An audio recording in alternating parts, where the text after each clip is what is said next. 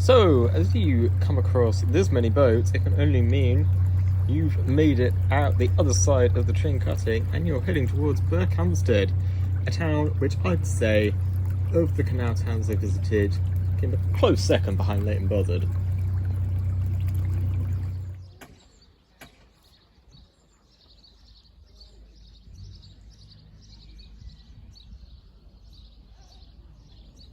Just before reaching Berkhow, we stayed near the village of Albury, which hosts the Bridgewater Tower, this big column built in honour of Francis Egerton, 3rd Duke of Bridgewater, who's considered the father of inland navigation.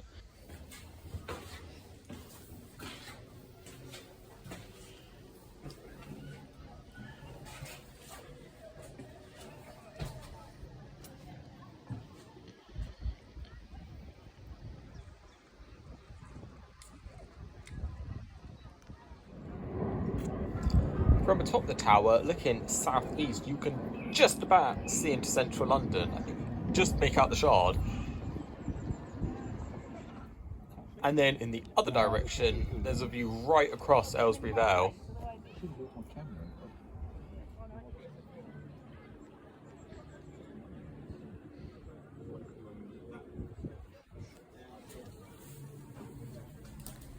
Heading back down and across the estate, you reach Ashridge House, which is the former home of the Egerton family, who the former was a member of. Before that, it was a monastery, and now it's a business school. Prioritise actually having enough to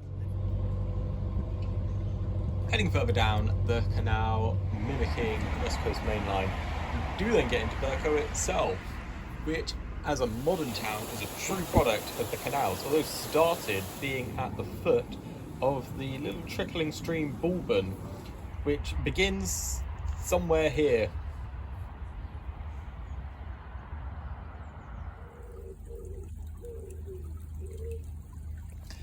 At parts through the town, the river used to be banked with watercress beds, and this was big business for Berkhow back in the day, alas, not so much since the 60s.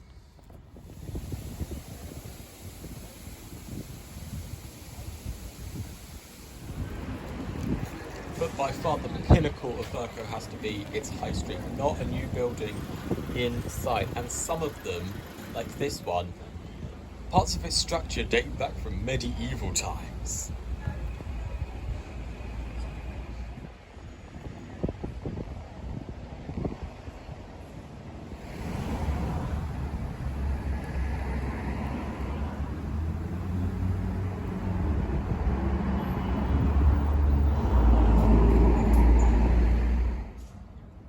Dominating the high street is this beautiful church, St Peter's, which, like some of the buildings on the high street, has been here for 800 years. The town also features the world's most out-of-place totem pole, apart from maybe that one in Milton Keynes. So it turns out the totem pole was commissioned by the grandson of a certain James Alsford, who was working on Vancouver Island but found himself almost starving to death, but was luckily saved by a local native tribe who made the totem pole. And here I'm in the middle of Berkhow's most famous landmark, the ruins of its old Norman castle. This thing was built literally like that after the Norman conquest, merely 3 months after the Battle of Hastings, and was controlled by William the Bastard's brother Robert, who is, would you know it, from a town merely 20 kilometres from where my family has a holiday home in France. So kind of a love-hate relationship with the foundations and origins of this castle. But all this stone, this one here in the original, it was just made out of timber. It was built here in Berkhow to, I imagine, as a set of castles between here and Birmingham to control trade routes between London and the Midlands. But I imagine after a few fires they saw sense and redid it in stone. I think in the 13th century. It was around the time Thomas Becket lived here. But since the 16th century, it's fallen into ruins, but now is run by English Heritage, and you can just enter for free.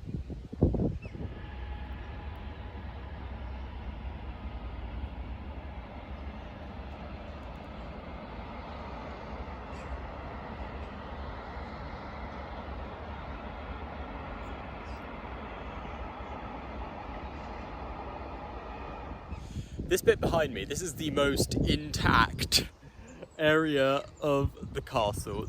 This is most likely a chapel attached to the castle. Almost every Norman, many centuries old castle had one of these. It's quite a prolific one in Harlech Castle, but then again that's an almost completely intact castle that survived 1,000 years. However, this one, there's still just about, in those stones there, a room. You can't really get in, but well, an intact room remained after 1,000 years. And atop here is the keep, with the very steep stairs and the rest of the town and rail line behind. And just to prove it, there's a train going past.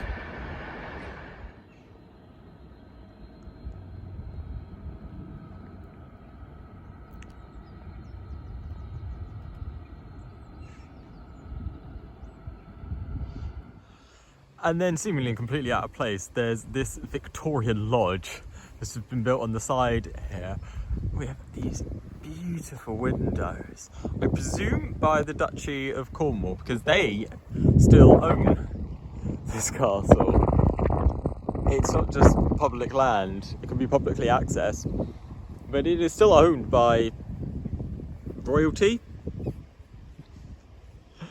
They just got this, I imagine, back in the day, either to live in or as a coffee shop for visitors. And along here on these paths, these circle the castle, and it's very wide, pretty deep, reed infested, and goose habitating moat.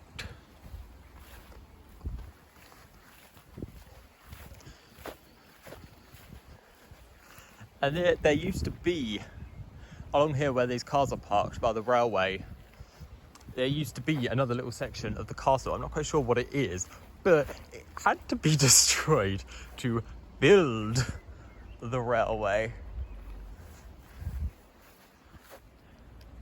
And just in case you fall in the moat, you'll be saved. There's another train. These almshouses were built in 1684, and they're still in use today, albeit they've gone down from 6 to 4, so they're all now 50% bigger. And they had an open day, which meant that we got to have a look inside and see some of the work being done and the history of the places. And atop the hill on the southern edge of town is this delightful Disney castle-esque water tower that I found on the northern edge of the town. Something you'll also find on the north side of town are World War I training grounds. This ditch is man-made and was made for winter training during 1914, just before the troops were sent away to France. And the theatre were in town, specifically the Micron Theatre, who have been touring around the country on this 1930s canal boat for the past 50 years. They had a couple of plays on. This one that they did outside the Rising Sun pub, arguably the best pub in Berkhamsted, was all about public rights of way and public access to countryside in the UK over the past 1,000 years, which as an avid countryside walker, I absolutely loved. And a new countryside code, so everyone knows how to behave responsibly. Keep Britain tidy. Oh, every county council was supposed to have produced a map identifying paths and open spaces. A definitive map, but progress is slow. Hey.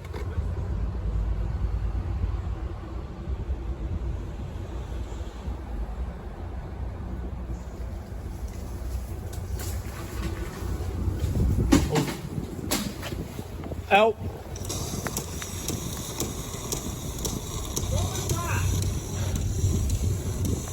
Right. That. Ooh. Right, let's just. That was the thing you had over the chimney collar. Chimney collars on the roof, on the thing. No, the thing you had over the flue. The pory thing with no bottom. I don't care. It wasn't important. Right, I'm already up here. Okay.